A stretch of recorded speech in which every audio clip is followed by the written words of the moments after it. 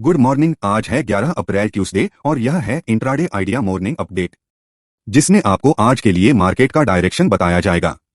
और आज है फाइनेंस निफ्टी की वीकली एक्सपायरी, तो आप लो कैपिटल के साथ ट्रेड करें।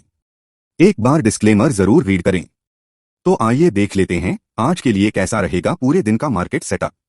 Auto, power, oil and gas और रियल एस्टेट शेयरों में देखी गई खरीदारी से समर्थित भारतीय बेंचमार्क इंडेक्स 10 अप्रैल को छठे सीधे सत्र के लिए अपनी तेजी को बढ़ाने के लिए मामूली लाभ के साथ समाप्त हुआ। सेंसेक्स करीब 13.54 अंक या 0.02% बढ़कर 59,846.51 पर और निफ्टी 24.90 अंक या 0.14% बढ़कर 17,624 पर था। आरबीआई द्वारा दरों को अपरिवर्तित रखने के फैसले के बाद जीडीपी और इन्फ्लेशन के पूर्वानुमान में सकारात्मक संशोधन के बाद घरेलू बाजार में सुधार हुआ। सेक्टोरल मोर्चे पर बैंक और एफएमसीजी को छोड़कर अन्य सभी इंडेक्स हरे रंग में समाप्त हुए। रियल्टी इंडेक्स में 4% की वृद्धि हुई, जबकि ऑटो, पावर और ऑयल एंड गैस में 1% की तेजी आई।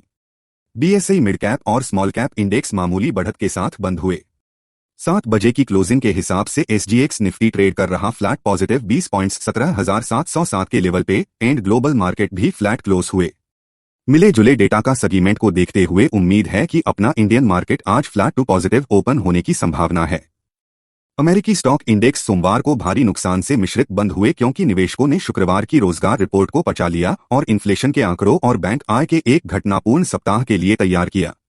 मेगा कैप मोमेंटम स्टॉक ने टेक हैवी नैस्डैक को थोड़ा नीचे खींच लिया, जबकि औद्योगिक ने ब्लूचिप डॉव को ग्रीन क्षेत्र में बढ़ावा देने में मदद की। बेलवेस्टर S&P 500 ने सत्र को नाममात्र के उच्च स्तर पर समाप्त किया।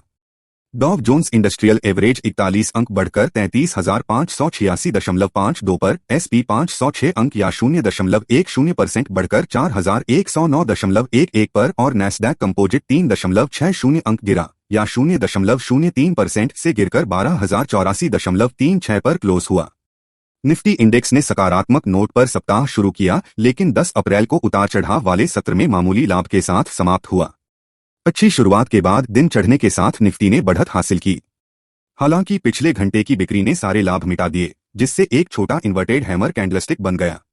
बेंचमार्क इंडेक्स कमजोर कारोबारी सत्र में कुछ ऊंचे स्तर पर बंद हुआ, जबकि रियल्टी, ऑयल और गैस, ऑटो और पावर शेयरों में पिछले महीने गिरावट के बाद तेजी से उछाल आया। ऐसी उम्मीदें हैं कि ब्याज दर चक्र पिछले सप्ताह की यथास्थिति के बाद चरम पर पहुंच रहा है। आरबीआई द्वारा और अगर दरों में गिरावट शुरू हो जाती है तो निवेशकों द्वारा रेट सेंसिटिव स्टॉक सबसे पसंदीदा शर्त होगी। तकनीकी रूप से निफ्टी ने एक छोटा इन्वर्टेड हैमर कैंडलस्टिक बनाया है, जो बुल्स और बियर के बीच अनिर्णय की स्थिति को दर्शाता है। अस्थायी ओवरबॉट स्थितियों के कारण हम आगे चलकर उच्च स्तर पर कुछ प्रॉफिट बुकिंग देख सकते हैं। निफ्टी के लिए 17,525 से 17,550 इमीडिएट रेजिस्टेंस एरिया के रूप में कार्य करेगा, जबकि 17,550 से 17,500 या 50 दिवसीय SMA simple moving average important support area के रूप में कार्य करेगा। वीकली ऑप्शन कॉन्ट्रैक्ट के आधार पर अधिकतम कॉल ओपन इंटरेस्ट 17,700 के बाद 18,000 स्ट्राइक पर देखा गया, जो आने वाले दिनों में निफ्टी के लिए एक महत्वपूर्ण रेजिस्टेंस लेवल होने की उम्मीद है। वीकली ऑप्शन कॉन्ट्रैक्ट के आधार पर अधिकतम पुट ओपन इंटरेस्ट 17,600 के बाद 17,500 स्ट्राइक पर देखा है, जो आने वाले दिनों के लिए एक महत्वपूर्ण सपोर्ट लेवल होने की उम्मीद है। निफ्टी बैंक इंडेक्स 41,100 के आसपास खुला और 0.5% की गिरावट के साथ 40,834.65 पर बंद होने से पहले उच्च पक्ष पर 41,139.85 और निचले पक्ष पर 40,727 की सीमा में रहा। बैंक निफ्टी इंडेक्स को पिछले हफ्ते मजबूत रैली के बाद उच्च स्तर से बिकवाली का दबाव झेलना पड़ा। इंडेक्स अगर 41,200 के स्तर से ऊपर बने रहने में विफल रहता है तो 40,600 से 40,500 के स्तर की ओर कुछ प्रॉफिट बुकिंग देखी जा सकती है। अगर ऊपरी रेजिस्टेंस को हटा दिया जाता है तो इससे 42,000 के स्तर की ओर शॉर्ट कवरिंग हो सकती है। वीकली ऑप्शन कॉन्ट्रैक्ट के आधार पर अधिकतम कॉल ओपन इंटरेस्ट 41,000 के बाद 41,500 स्ट्राइक पर देखा गया, जो आने वाले दिनों में निफ्टी के लिए एक महत्वपूर्ण रेजिस्टेंस लेवल होने की उम्मीद है। वीकली ऑप्शन कॉन्ट्रैक्ट के आधार पर अधिकतम पुट ओपन इंटरेस्ट 40,500 के बाद 41,000 स्ट्राइक पर देखा है, जो आने वाले दिनों के लिए एक महत्वपूर्ण सपोर्ट लेवल होने की उम्मीद है।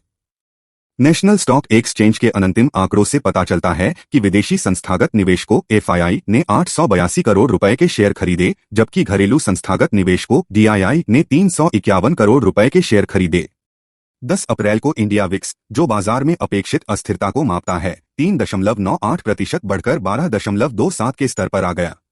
नेशनल स्टॉक एक्सचेंज ने 10 अप्रैल के लिए अपनी F&O प्रतिबंध सूची में कोई स्टॉक्स नहीं जोड़ा है। F&O खंड के तहत प्रतिबंधित प्रतिभूतियों में वे कंपनियां शामिल हैं जहां डेरिवेटिव कॉन्ट्रैक्ट बाजार की व्यापक स्थिति सीमा के 95% को पार कर चुके हैं। इन स्टॉक्स ने डिक्लेयर किए जबरदस्त डिविडेंड। ब्रिटानिया ने 72 रुपये पर शेयर के हिसाब से डिविडेंड अनाउंसमेंट किया, जिसका एक्स डेट 13 अप्रैल की है, और मुथूट फाइनेंस 22 रुपये पर शेयर के हिसाब से डिविडेंड अनाउंसमेंट किया, जिसका एक्स डेट 18 अप्रैल की है। प्लीज वीडियो को लाइक एंड चैनल को सब्सक्राइब करें। Thanks for watching video. Happy trading.